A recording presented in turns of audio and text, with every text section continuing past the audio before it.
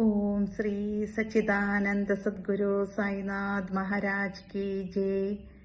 എല്ലാവർക്കും സായി സച്ചിദ പാരായണത്തിലേക്ക് സ്വാഗതം. ഞാൻ ഹിമ. ഇന്ന് പാരായണം ചെയ്യുന്നത് ചാപ്റ്റർ 38.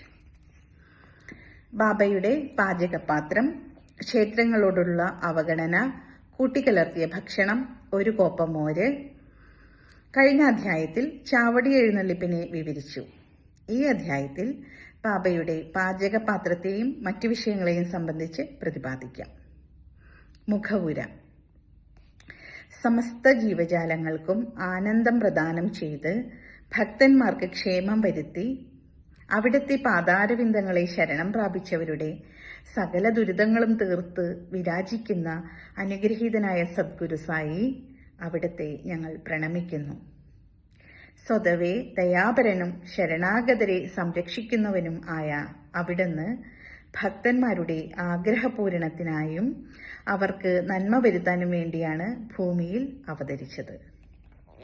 പരിശുദ്ധാത്മാവിന്റെ ദ്രാവക രൂപത്തിലുള്ള അന്തസാരത്തെ ബ്രഹ്മത്തിന്റെ മൂശയിലൊഴിച്ച് വാർത്തതിനാലാണ് ഋഷീശ്വരന്മാരുടെ ചൂടാമണിയായ സായി ഉടലെടുത്തത്. ഈ സായി ആത്മാരാമൻ തന്നെയാണ്. തികഞ്ഞ ദൈവികാനന്ദത്തിന്റെ ആവാസസ്ഥാനമാണ് ബാബ. ജീവിതത്തിന്റെ പരമോദ്ദേശം സാധ്യമായ അവിടുന്ന് അവിടുത്തെ ഭക്തന്മാരെ നിസ്സംഗരും സ്വതന്ത്രരുമാക്കി മാറ്റുന്നു. ബാബയുടെ പാചകപാത്രം. വ്യത്യസ്ത യുഗങ്ങൾക്ക് വ്യത്യസ്ത സാധനങ്ങളാണ് വേദകൽപിതം. കൃതയുഗത്തിൽ തപസ്സും, ത്രേതായുഗത്തിൽ ജ്ഞാനവും, ദ്വാപരയുഗത്തിൽ യജ്ഞവും, കലിയുഗത്തിൽ ദാനവുമാണ് നിർദ്ദിഷ്ട സാധനങ്ങൾ. ദാനങ്ങളിൽ ശ്രേഷ്ഠം അന്നദാനമാണ്. ഉച്ചഭക്ഷണം കിട്ടാഞ്ഞാൽ നാം എല്ലാം പരിഭ്രമിക്കുന്നു. മറ്റു ജീവജാലങ്ങൾ ഇതേപോലെ തന്നെയാണ്. ഇക്കാര്യം അറിഞ്ഞ് ദരിദ്രർക്കും വിശക്കുന്നവർക്കും ഭക്ഷണം കൊടുക്കുന്നവനാണ് ഏറ്റവും ശ്രേഷ്ഠമായ ദാതാവും ധർമ്മിഷ്ഠനും. തൈത്തിരീയ ഉപനിഷത്തിൽ പറയുന്നത് നോക്കുക. അന്നം ബ്രഹ്മമാണ്. അന്നത്തിൽ നിന്ന് എല്ലാ ജീവജാലങ്ങളും ജനിക്കുന്നു. ജനിച്ചു കഴിഞ്ഞാൽ അന്നം കൊണ്ട് അവ ജീവിക്കുന്നു. മരണശേഷം അന്നമായി തന്നെ അവ വീണ്ടും മാറുന്നു. നമ്മുടെ വാതിൽക്കൽ ഉച്ചയ്ക്കൊരു അതിഥി വന്നാൽ അയാളെ സ്വീകരിച്ച് ഭക്ഷണം കൊടുക്കേണ്ടത് നമ്മുടെ കടമയാണ്. മറ്റു തരത്തിലുള്ള ദാനധർമ്മങ്ങളായ വസ്ത്രദാനം, ദ്രവ്യദാനം മുതലായവയിൽ ചില വിവേചനങ്ങളൊക്കെ ആവശ്യമാണെങ്കിലും അന്നദാനത്തിന് ആളെ നോക്കേണ്ടതേയില്ല. ആരു തന്നെ മധ്യാഹ്നത്തിൽ വാതിക്കൽ വന്നാലും അന്നം കൊടുക്കണം. മുടന്തനും കുരുടനും രോഗിയുമാണെങ്കിൽ അവർക്ക് മുൻഗണന നൽകണം. ശരീരബലമുള്ളവർക്കും ബന്ധുക്കൾക്കും പിന്നീട് കൊടുത്താൽ മതി. ആദ്യത്തെ തരത്തിൽപ്പെട്ടവരെ ഊട്ടുന്നതിനുള്ള നേട്ടം രണ്ടാമത്തെ തരക്കാരെ ഊട്ടുന്നതിലില്ല. അന്നദാനരഹിതമായ ഏതു ദാനവും ചന്ദ്രനില്ലാത്ത നക്ഷത്രങ്ങൾ പോലെയും, മകുടമില്ലാത്ത കിരീടം പോലെയും, പതക്കമില്ലാത്ത കണ്ഠാഭരണം പോലെയും, താമരയില്ലാത്ത കുളം പോലെയും, ഭക്തിയില്ലാത്ത ഭജന പോലെയും, കുങ്കുമം തൊടാത്ത സുമംഗലി പോലെയും, മധുരസ്വരമില്ലാത്ത പാട്ടുപോലെയും, ഉപ്പിടാത്ത മോര് പോലെയും അപൂർണമാണ്. അന്നദാനമാണ് എല്ലാ സൽക്കർമ്മങ്ങളിലും വെച്ച് വിശിഷ്ടം. ഇനി നമുക്ക് ബാബ എപ്രകാരം ഭക്ഷണം തയ്യാറാക്കി വിതരണം ചെയ്തുവെന്ന് നോക്കാം. ബാബയ്ക്ക് വളരെ കുറച്ച് ഭക്ഷണമേ ആവശ്യമായിരുന്നുള്ളൂ. എന്നും അത് തന്നെ കുറച്ച് വീടുകളിൽ നിന്ന് യാചിച്ചു വാങ്ങലാണ് പതിവെന്നും മുമ്പ് പറഞ്ഞിട്ടുണ്ടല്ലോ. പക്ഷേ എപ്പോഴെങ്കിലും എല്ലാവർക്കും ഭക്ഷണം കൊടുക്കണമെന്ന് തോന്നിയാൽ തുടക്കം മുതൽ ഒടുക്കം വരെ എല്ലാ ഏർപ്പാടുകളും അദ്ദേഹം തന്നെയാണ് ചെയ്യുക. ഇതിൽ ആരെയും ആശ്രയിക്കുകയോ ബുദ്ധിമുട്ടിക്കുകയോ ചെയ്യില്ല. ആദ്യം താൻ തന്നെ ബസാറിൽ പോയി ധാന്യങ്ങൾ, മാവ്, കുരുമുളക്, ഏലം, പട്ട മുതലായവയെല്ലാം കാശ് കൊടുത്തു വാങ്ങും. അരവും താൻ തന്നെ കഴിക്കും. മസ്ജിദിന്റെ തുറന്ന മുറ്റത്ത് ഒരു വലിയ അടപ്പ് കൂട്ടി തീ കത്തിച്ച് വലിയ ഒരു പാത്രത്തിൽ പാകത്തിനുള്ള വെള്ളം ഒഴിച്ച് അടുപ്പത്ത് വയ്ക്കും. 2 തരത്തിലുള്ള പാത്രങ്ങളുണ്ട്. ഒന്ന് വലുതും മറ്റേത് ചെറുതും. വലുത് 100 പേർക്കും ചെറുത് 50 പേർക്കും മതിയാവും. ചിലപ്പോൾ പായസവും ചിലപ്പോൾ ഇറച്ചി കൊണ്ടുള്ള പുലാവും തയ്യാറാക്കും. ചിലപ്പോൾ തിളയ്ക്കുന്ന വെള്ളത്തിലേക്ക് മാവ് ചെറുതായി ഉരുട്ടിയോ പരത്തിയോ ഇട്ടുകൊടുക്കും. കുരുമുളക്, ഏലം, പട്ട മുതലായവ കല്ലിന്മേൽ വെച്ച് പൊടിച്ച് പാത്രത്തിലിടും.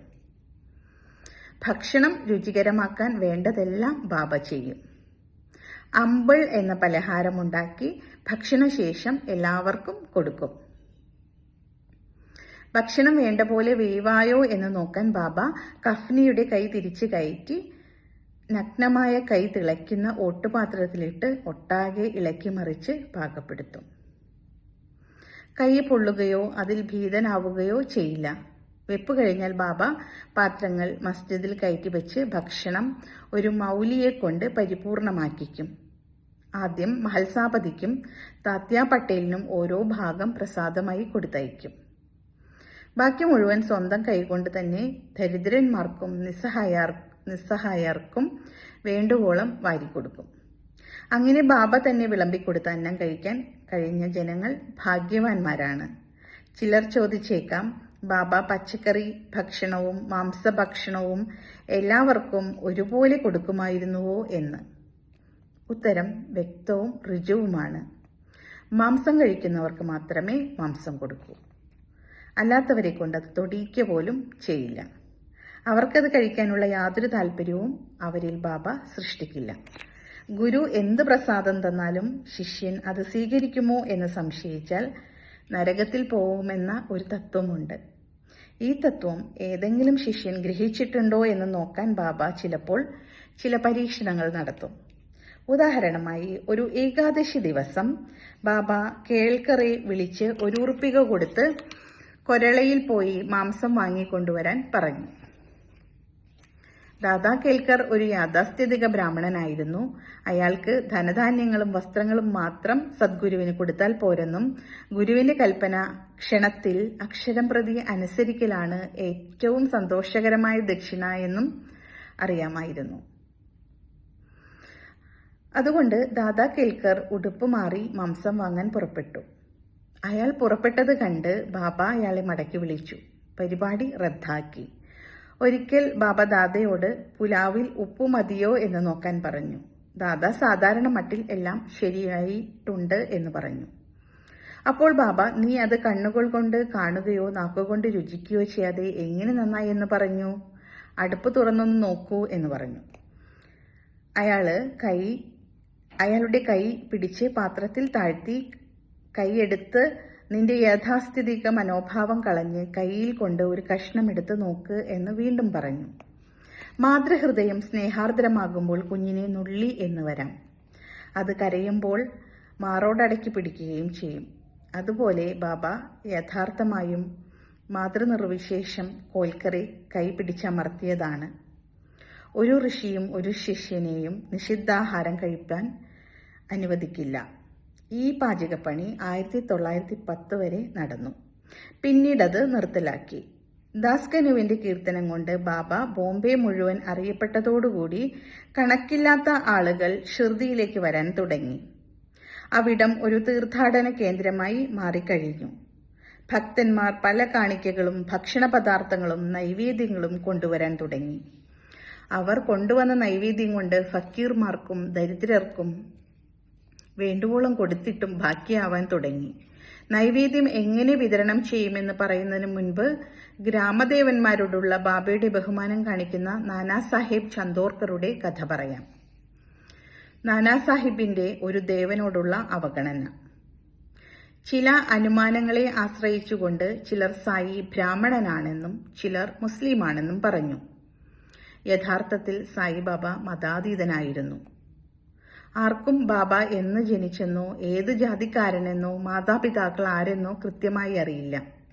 പിന്നെ എങ്ങനെ ബാബ മുസ്ലിമോ ബ്രാഹ്മണനോ ആവും? മുസ്ലിം ആണെങ്കിൽ എങ്ങനെ ബാബ ധുനി എന്ന അഗ്നികുണ്ഡം കത്തിച്ചു വയ്ക്കും? എങ്ങനെ തുളസി വൃന്ദാവനം ഉണ്ടാക്കും? എങ്ങനെ ശംഖുവിളിയും മണിയടിയും വാദ്യഘോഷവും മറ്റു പലതരം ഹിന്ദു ആരാധനകളും അനുവദിക്കും? മുസ്ലിം ആയിരുന്നെങ്കിൽ കാതുകുത്തിയിരിക്കുമോ? സ്വന്തം പണം ചിലവ് ചെയ്ത് ഹിന്ദു ക്ഷേത്രങ്ങൾ നന്നാക്കുമോ? അതും പോരെങ്കിൽ ഹിന്ദു ക്ഷേത്രങ്ങളെ അവഗണിക്കുന്നത് ലവലേശം പോലും ബാബ പൊറുത്തിരുന്നില്ല. ഒരിക്കൽ നാനാ സാഹേബ് തന്റെ ഭാര്യ സഹോദരിയുടെ ഭർത്താവായ ബിനിവാലയോടുകൂടെ ഷിർദിയിലേക്ക് വന്നു. അവർ മസ്ജിദിൽ പോയി ബാബയോട് സംസാരിക്കുവാൻ തുടങ്ങിയപ്പോൾ ബാബ കോപിച്ചുകൊണ്ട് പറഞ്ഞു, നീ ഇത്ര കാലം എന്നോട് ഇടപെട്ട് ഇങ്ങനെ പെരുമാറിയത് എന്താണ്? നാനാ സാഹിബിന് കാര്യം മനസ്സിലാവാതെ ബാബയോട് വിശദമായി പറയാൻ അപേക്ഷിച്ചു. ബാബ അയാളോട് എപ്പോൾ കോപ്പർഗാവോണിലെത്തി എന്നും എങ്ങനെ ഷിർദിയിലെത്തി എന്നും ചോദിച്ചു. ഉടനെ നാനാ സാഹിബിന് തെറ്റ് മനസ്സിലായി.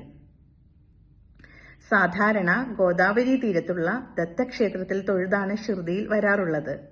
ഇപ്രാവശ്യം അയാളുടെ ദത്തഭക്തനായ ബന്ധുവേയും കൂടി ക്ഷേത്രദർശനത്തിൽ നിന്ന് മുടക്കി താമസം ഒഴിവാക്കാൻ നേരെ പോരുകയാണ് ഉണ്ടായത്.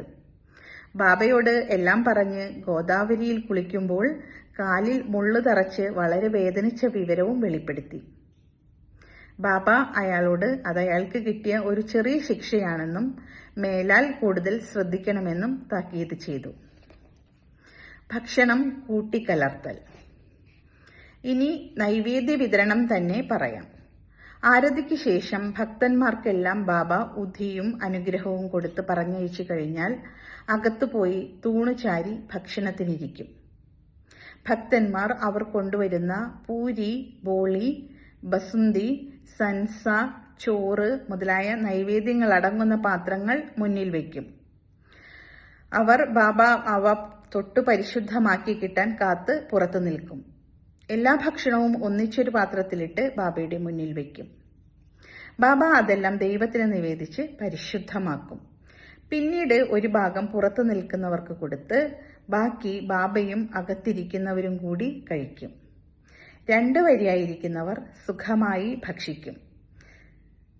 ബാബ ശ്യാമയോടും നാനാ സാഹിബ് നിമോൻകാരനോടും അകത്തിരിക്കുന്നവർക്ക് ഭക്ഷണം വിളമ്പി അവർക്ക് വേണ്ടതുപോലെ സുഖമായി കൊടുക്കാൻ നിർദ്ദേശിക്കും. ഇതവർ ശ്രദ്ധാപൂർവം സന്തോഷകരമായി നിർവഹിക്കും. അവർ കഴിക്കുന്ന ഭക്ഷണം അവർക്ക് ഉന്മേഷവും സംതൃപ്തിയും പ്രദാനം ചെയ്യും. അത്രമാത്രം സുഖകരവും പരിപൂരിതവുമായ ഭക്ഷണമായിരുന്നു അത്. എന്നും മംഗളകരവും എന്നും പൂരിതവുമായത്. ഒരു കോപ്പ മോര്. ഒരിക്കൽ ഹേമന്ത് പാന്ത് ഈ സംഘത്തിൽ ഭക്ഷണം കഴിച്ചപ്പോൾ ബാബ ഒരു കോപ്പ മോര് കൊടുത്തു. അതിന്റെ വെള്ള നിറം സുഖകരമായിരുന്നില്ലെങ്കിലും ഒട്ടും കഴിക്കാൻ വയറ്റിൽ കൊള്ളില്ലായിരുന്നു. ഒന്ന് മോന്തിയപ്പോൾ വളരെ സ്വാദ് തോന്നി. അയാളുടെ ശങ്ക കണ്ടപ്പോൾ ബാബ പറഞ്ഞു, മുഴുവൻ കുടിച്ചുകൊള്ളുക, ഇങ്ങനെ ഒരവസരം ഇനി കിട്ടില്ല. അയാൾ അത് മുഴുവനും കുടിച്ചു. ബാബയുടെ വാക്കുകൾ അർത്ഥവത്തായിരുന്നു. കാരണം അദ്ദേഹം വേഗം സമാധിയായി. പ്രിയ വായനക്കാരെ, നമുക്ക് തീർച്ചയായും ഹേമന്ത് പാന്തിനോട് നന്ദിയുണ്ടായിരിക്കണം. അദ്ദേഹം ഒരു കോപ്പം മോര് കുടിച്ചതിന് നമുക്ക് തന്നത് ധാരാളം സായി ലീലാമൃതമാണ്. നമുക്ക് കോപ്പകൾ കണക്കിന് ഈ അമൃതം പാനം ചെയ്ത് സംതൃപ്തരും സന്തുഷ്ടരുമാവുക. ശ്രീ സായിയെ നമിക്കുവിൻ. ലോകശാന്തി ഭവിക്കട്ടെ. ഓം സായിറാം. ജയ് മോഹൻജി. Thank U.